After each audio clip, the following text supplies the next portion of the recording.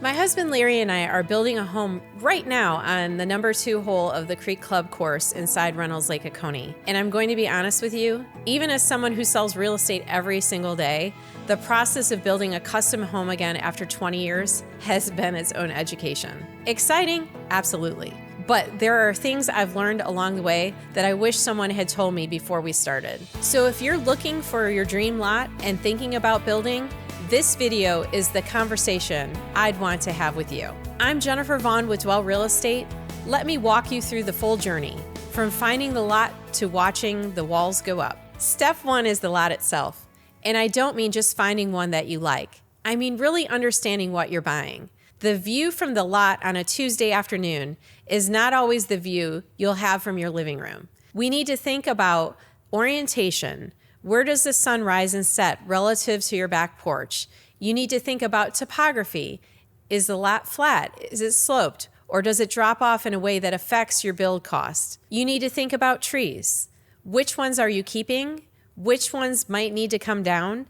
And what does that do to your sightlines? And if you're on a golf course like we are, you want to understand the setback requirements and how the home will sit relative to the fairway. These details matter more than most people realize, and they're a lot cheaper to figure out before you buy than after. Step 2 is choosing your team, and this is where it gets real. You need an architect and a builder, and ideally, they need to work well together. Inside all of the communities, including Reynolds, there's an architecture review board, the ARB, that reviews and approves every home design. They have standards for materials, style, scale, landscaping, and how the home fits the community's aesthetic. That's a good thing.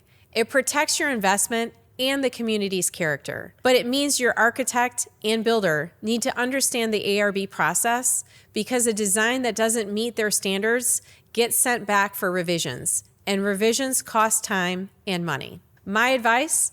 Choose a builder who fits your style and budget and who is familiar with this area. Step 3 is design. This is the fun part, and the part where people can lose control of the budget if they're not careful. When Larry and I sat down with our architect, we had a vision: Creek Club views, open living space, a kitchen that could handle our family of 5, outdoor living that made the most of the lot. But every "wouldn't it be great if" adds cost. Every change to the plan after construction starts, what the industry calls a change order, adds cost and time. The best thing you can do is make the decisions during the design phase, not during the framing phase. Get the floor plan right, get the finishes selected, get the allowances locked.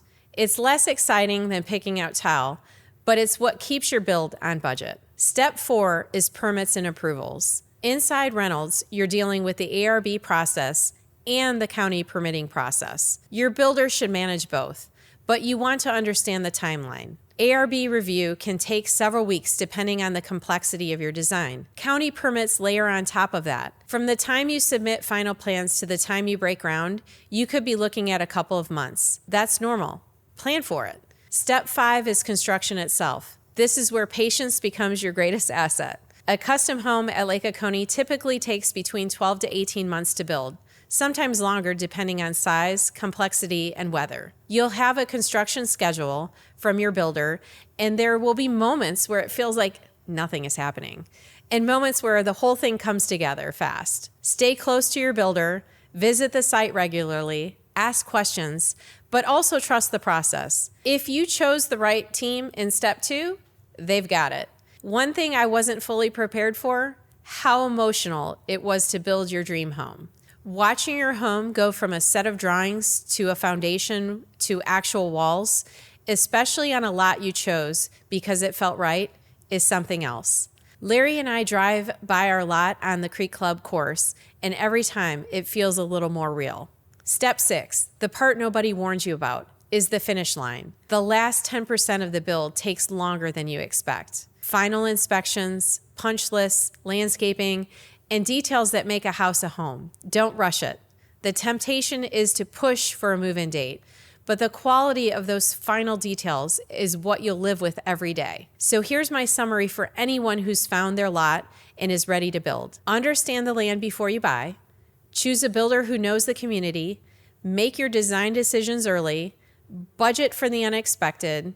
Be patient during construction, and enjoy the process, because building your home exactly the way you want it in a place like Lake Oconee is one of the best things you'll ever do. If you're looking for a lot at Lake Oconee, or if you've already found one and you want to talk through the next steps, I'm right in the middle of this myself. Let's talk.